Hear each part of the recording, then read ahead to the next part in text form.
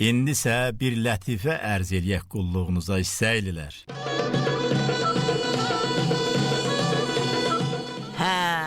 Qurban kişinin aranda bir kürəkəni yaşayırdı.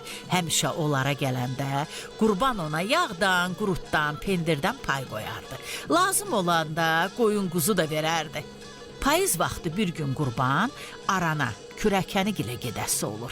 Bir-iki gün qalandan sonra kürəkəninə deyir ki, biraz armuddan, almadan yığın, uşaqlara aparım. Kürəkəni qayıdır ki, elə mən də o barədə düşünürdüm. Heç yaxşı deyil ki, arandan gedəsən, uşaqlara meyvə aparmayasan. İndi də elə pis vaxt gəlibsən ki, mən neyniyim, hə? Hələ bağın dərilmək vaxtı deyil. Bir də gələndə, alma yetişəndə gəl.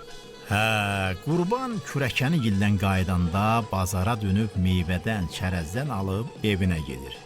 Gün keçir, həftə adlayır. Kürəkən qurban gilə gəlib çıxır. Gedən başlayır ki, biraz qurut qoyun, uşaqlar xəngəl istəyir. Qurban yalandan köksünü ötürüb deyir. Elə mən də onu düşünürdüm. Günah sənin özündədir. Bir də gələndə qurut yetişəndə gəl.